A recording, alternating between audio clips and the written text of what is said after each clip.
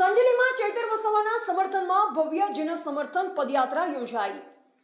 સંજેલી તાલુકામાં આજે ચૈતર વસાવાના સમર્થનમાં ભવ્ય જન સમર્થન પદયાત્રાનું આયોજન કરવામાં આવ્યું હતું। નર્મદા સેશન્સ કોર્ટ દ્વારા ચૈતર વસાવાને 7 વર્ષના જેલની સજા ફટકારવામાં આવતા તેના વિરોધમાં આ પદયાત્રા યોજાઈ હતી। પદયાત્રાની શરૂઆત સંજેલીના આદિવાસી ચોક ખાતેથી થઈ। ત્યારબાદ પદયાત્રા અનાજ માર્કેટ, મામલતદાર કચેરી, મેઇન બજાર, માંડલી રોડ અને હાટ બજાર સહિતના વિવિધ વિસ્તારોમાંથી પસાર થઈ હતી। સમગ્ર માર્ગ દરમિયાન મોટી સંખ્યામાં સમાજના આગેવાનો, વડીલો, યુવાનો, મહિલાઓ અને માતા બહેનો ઉત્સાહભેર પદયાત્રામાં જોડાયા હતા। સમગ્ર વિસ્તારમાં સામાજિક એકતા અને જન સમર્થનનો માહોલ જોવા મળ્યો હતો। પદયાત્રા દરમિયાન વિવિધ સૂત્રોચ્ચાર સાથે ચૈતર વસાવા પ્રત્યે સમર્થન વ્યક્ત કરવામાં આવ્યું હતું। ચૈતરભાઈ તુમ આગે બઢો હમ તુમારે સાથેના નારા સાથે ઉપસ્થિત લોકોએ સમાજના હકો, ન્યાય અને એકતાના મુદ્દાઓને લઈ પોતાની લાગણીઓ વ્યક્ત કરી। પદયાત્રા ગુરુ ગોવિંદ ચોક ખાતે પહોંચી, જ્યાં ગુરુ ગોવિંદજીની મહારાજની પ્રતિમાને ફૂલહાર અર્પણ કરી પ્રાર્થના કરવામાં આવી। ત્યારબાદ સૂત્રોચ્ચાર સાથે પદયાત્રાની પૂર્ણાહુતિ કરવામાં આવી। સમગ્ર કાર્યક્રમ શાંતિપૂર્ણ વાતાવરણમાં સંપન્ન થયો હતો। મોટી સંખ્યામાં ઉમટેલા સમાજજનોએ એકતા, સંગઠન અને સમાજના હિતોના પ્રશ્ન માટે સતત સાથે રહેવાનો સંદેશ આપ્યો હતો।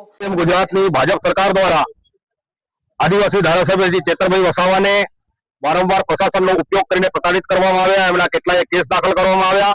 એવો જ આ એક કેસ કે જેને જંગલની જમીનમાં રહેતા, વર્ષોથી રહેતા આદિવાસીઓને જેને ખદેડવામાં આવ્યા, એમનો પાક ઉખેડી નાખવામાં આવ્યો, એ વખતે આ વન કર્મચારીઓ સાથે ચૈતરભાઈને બોલાચાલી થઈ અને સરકારે એમના પર કેસ દાખલ કર્યો અને એના અંતર્ગત એમને થોડા દિવસ પહેલા 7 વર્ષની સજા કરવામાં આવી।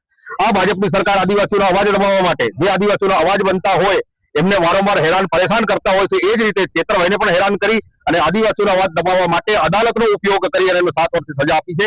એની સામે આ ગુજરાતનો આદિવાસી આક્રોશિત છે અને એને ચૈતરભાઈના સમર્થનની અંદર આજે સંજેલી મુકામે એક સામાજિક જન સમર્થન સપોર્ટ માર્ચ કાઢવામાં આવી હતી અને એની અંદર ખૂબ મોટી સંખ્યામાં લોકો હાજર રહ્યા હતા। અમે સૌ ચૈતરભાઈને ન્યાય અપાવીને રહીશું। જોહાર, જય આદિવાસી।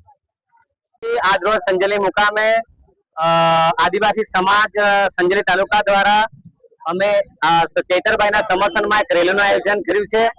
આદિવાસીઓના મસીહા, યુવાનોના દિલોની ધડકન એવા ડેડિયાપાડા ધારાસભ્ય ચૈતરભાઈ વસાવાજીને રાજકીય કિન્નાખોરી કરીને જે 7 વર્ષની જેલની સજા કરવામાં આવી છે, નામદાર કોર્ટનું અમે કોઈ પણ ચુકાદાઓનું માન સન્માન કરીએ છીએ, પણ આ ચુકાદા સાથે અમે સમર્થન કરતા નથી।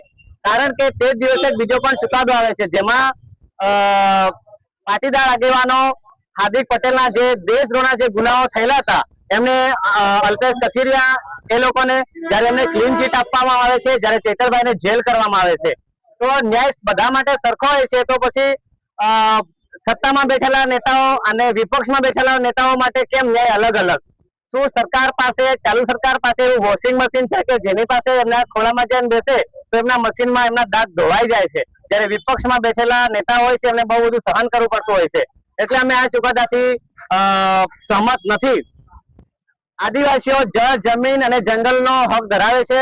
ભારતના બંધારણની અંદર અનુસૂચિત 5 ની અંદર જે હક આપવામાં આવ્યા છે અને એ જંગલની જમીન પર ખેતી કરતા ખેડૂતોને જો ચૈતરભાઈ સહાય કરવા માટે ગયા હોય તો એમાં શું ખોટું છે? જ્યારે પણ આદિવાસીઓના હક અને અધિકારની વાત આવે છે ત્યારે સરકાર નક્સલવાદી જેવું અમને ઉપનામ આપી દે છે। એટલે અમારા આદિવાસી સમાજમાં બહુ મોટો બધો રોષ છે સરકાર પ્રત્યે। જ્યાં ચુકાદો આવ્યો છે એને અમે સમર્થન કરતા નથી અને ઉપલી અદાલત કોઈ સારો ચુકાદો આપે એવી અમે આશા અપેક્ષા રાખીએ છીએ। જય જોહાર। રિપોર્ટર વિજય ચરપોટ, સંજેલી।